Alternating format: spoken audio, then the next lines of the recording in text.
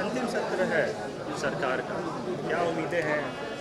देखिए, पौने 5 साल तो नाउम्मीद से गुजरा है और जिस राज्य सरकार का पूरा सिस्टम ही ठप हो जाए, जहां एक एक कर्मचारी पिछले कई दिनों से अनिश्चितकालीन हड़ताल पर हो, स्ट्राइक पर हो, वहां पे आप उम्मीद की किरण कहीं दिख रही है क्या? कहीं दिख नहीं रही है।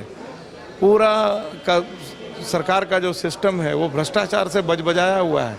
जिस सरकार के मुख्यमंत्री जेल जाकर बेल पर आकर और प्रसन्न हो रहे हैं कि मैं तो रिहा हो गया, तो ये बहुत ही दुखद है। आज बालू की लूट वैसे ही जारी है, पत्थर की लूट वैसे ही जारी है, ज़मीन की जो लूट है वो वैसे ही जारी है।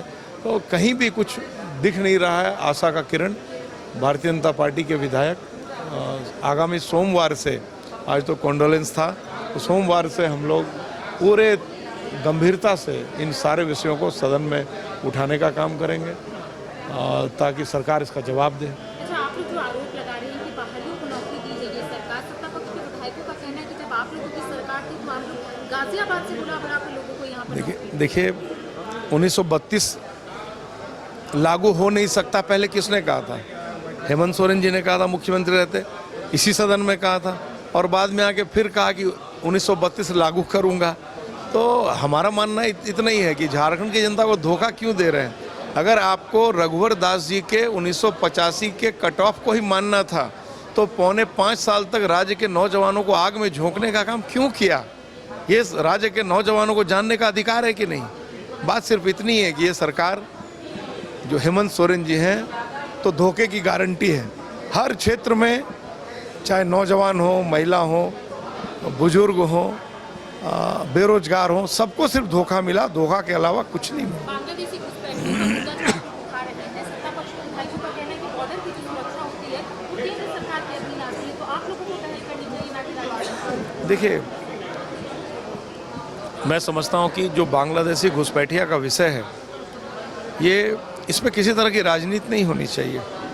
बांग्लादेशी घुसपैठिए आज झारखंड में घुसकर, बंगाल में घुसकर, बिहार में घुसकर, आसाम में घुसकर जिस तरह से वहाँ के अर्थव्यवस्था को ध्वस्त कर दिया, जिस तरह वहाँ की कानून व्यवस्था के साथ खिलवाड़ कर रहे हैं, जिस तरह वहाँ की जो सांस्कृतिक विरासत है उसको छिन्न भिन्न कर रहे हैं, जिस तरह से उनकी सभ्यता, उनकी संस्कृति को नष्ट कर रहे हैं।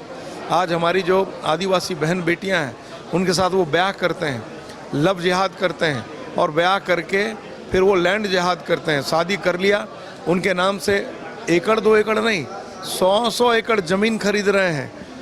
उसके बाद पंचायती राज व्यवस्था में काबिज हो रहे हैं। इसके अलावा वहाँ उनकी पत्नियों के नाम से क्रशर खोल रहे हैं, पत्थरों की लूट कर रहे हैं, आपराधिक गतिविधियों में लिप्त हो रहे हैं। आपराधिक गतिविधियाँ बढ़ी हैं, बड़ी संख्या में वोटर्स बन गए यहाँ कर। वो सिर्फ हिंदुओं का हक नहीं मार रहे हैं, यहाँ के जो मुसलमान हैं उनका भी हक वो मारने का काम कर रहे हैं। लेकिन दुख है कि झारखंड की जो सरकार है वो भी बंगाल की ममता बनर्जी सरकार के द्वारा जो वोट की गंदी राजनीति उसी रास्ते पर चल रही है। पूरे राज्य की जो सिस्टम है, जो व्यवस्था, वो ठप पड़ गई है। एक एक कर्मचारी स्ट्राइक पर है, अनिश्चितकालीन, पिछले कई दिनों से। कल मैं भी, हमारे बोकारो जिले में भी लोग स्ट्राइक पर थे, मैं वहाँ गया, उनकी बातों को सुना। उन लोगों ने कहा कि जो वादा किया था हेमंत सरकार ने उस पर खरा नहीं उतरी और हम लोगों को ठगने का काम किया। उन्होंने कहा कि हेमंत है तो धोखे की गारंटी है। उन्होंने धोखा दिया सबको। आप ही बताइए, क्या पारा शिक्षक परमानेंट हो गए? क्या सहायक पुलिसकर्मी की बातें मान ली गई? क्या महिलाओं के साथ जो दुराचार हो रहा था वो थम गया? क्या झारखंड में हत्याओं का दौर शांत हो गया? क्या जमीन की दलाली थी और जो लूट था वो बंद हो गई? बहुत सारे विषय, बालू की जो लूट है, पत्थरों की जो लूट है, जो भ्रष्टाचार का आलम है, क्या अधिकारियों की जो ट्रांसफर पोस्टिंग थी वो बोली लगनी बंद हो गई? तो इतने सारे जो विषय मुंह बाए खड़े हैं, ऐसे में विपक्ष का यह धर्म है कि जन आवाज बने और जनता की आवाज बुलंद करेंगे हम लोग विधानसभा के अंदर। पूरी ताकत के साथ सरकार के इन कुकर्मों का पर्दाफाश करेंगे। आपके सांसद कल लोकसभा में एक बात कही कि झारखंड, बिहार और बंगाल के विभाग को मिलाकर केंद्र शासित प्रदेश बनाना चाहिए। देखिए ये बहुत ही गंभीर विषय है। जिस विषय को उन्होंने पार्लियामेंट में रखा है श्रीमान निशिकांत दुबे जी ने, मैं समझता हूं कि निश्चित रूप से यह सोचनीय है। जिस तरह से डेमोग्राफी में बदलाव हुआ है, विशेष करके जिन क्षेत्रों का उन्होंने नाम लिया, बंगाल में मालदा और उन क्षेत्रों की चर्चा मैं नहीं करता, लेकिन झारखंड में विशेष करके जो पाकुड़ साहबगंज का इलाका है, जो जामताड़ा का इलाका है, उसमें जिस तरह से जो डेमोग्राफी चेंज हुआ है, जो बांग्लादेशी घुसपैठिए आए हैं और आकर जिस तरह से सरना आदिवासी बहन बेटियों के साथ अन्याय कर रहे हैं, तो ऐसे में उनके साथ ब्याह रचा रहे हैं, उनके जमीन को हड़पने का काम कर रहे हैं, उनके नाम पर जमीन खरीद रहे हैं, पंचायती राज व्यवस्था में काबिज हो रहे हैं, वो पंचायती राज व्यवस्था में काबिज हो रहे हैं, उनके पत्नियों के नाम पे क्रशर खोल रहे हैं और उसकी अवैध कमाई से अकूत संपत्ति अर्जित कर रहे हैं, हिंदुओं को अल्पसंख्यक बना रहे हैं। ये बड़ा ही चिंतनीय विषय है और दुखद ये है कि संवैधानिक पद पर बैठे हुए झारखंड विधानसभा के माननीय अध्यक्ष जी ने भी कहा है कि कोई डेमोग्राफी में बदलाव नहीं हुआ है। बड़े ही शर्मसार करने वाला विषय है ये संवैधानिक पद पर बैठे हुए व्यक्ति को शोभा नहीं देता। इस पूरी तरह से केंद्र के कंट्रोल में आएगी चीजें, जब मर्जी पारा मिलिट्री फोर्सेस का हम उपयोग कर सकते हैं। आज आप दिल्ली में कानून व्यवस्था की स्थिति देखिए, आज बंगाल में कानून व्यवस्था की स्थिति देखिए, झारखंड में देखिए, दिल्ली में देखिए, आपको अंतर महसूस होगा। जहां जहां भी केंद्र शासित प्रदेश है, चंडीगढ़ को देखिए, लक्षद्वीप को देखिए, आप जहां भी केंद्र शासित प्रदेश है वहां निश्चित रूप से सुरक्षा की भावना है हर तरह से। Thank you. कमाल करते हो जी, बच्चे घूमने की इतनी जिद कर रहे हैं और तुम हो कि तुम्हें फुर्सत ही नहीं मिल रही। अब इतनी गर्मी में जाए तो जाए कहाँ?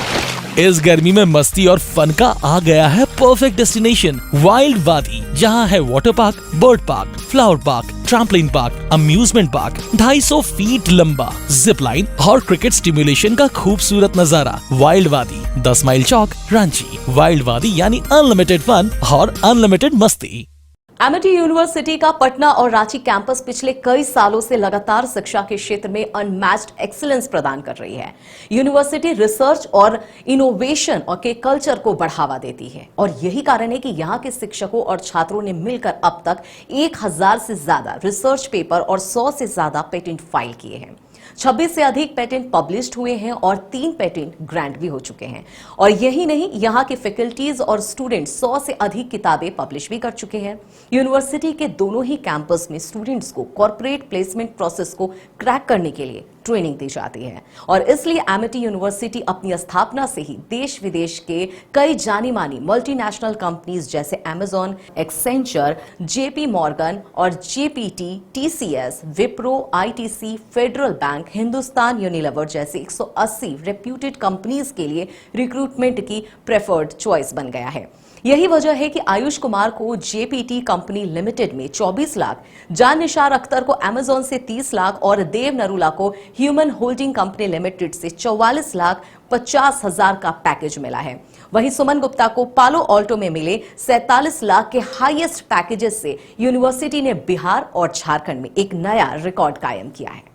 घर के लिए ग्रोसरीज की जरूरत हो या चाहिए फल और सब्जी, डेयरी या बेकरी प्रोडक्ट्स चाहिए या beverages, snacks and branded foods चाहिए हो या ब्यूटी प्रोडक्ट्स, अब इनके लिए अलग अलग दुकानों की तलाश हुई खत्म, क्योंकि रांची में खुल गया है केस्टो मार्ट, जो रखे आपका और आपके बजट का ख्याल। हर सामान पर 5% की छूट, होम डिलीवरी की सुविधा भी। आज ही पधारें। Kesto Mart, one-stop solution for every customer's requirements. Call 9153989339.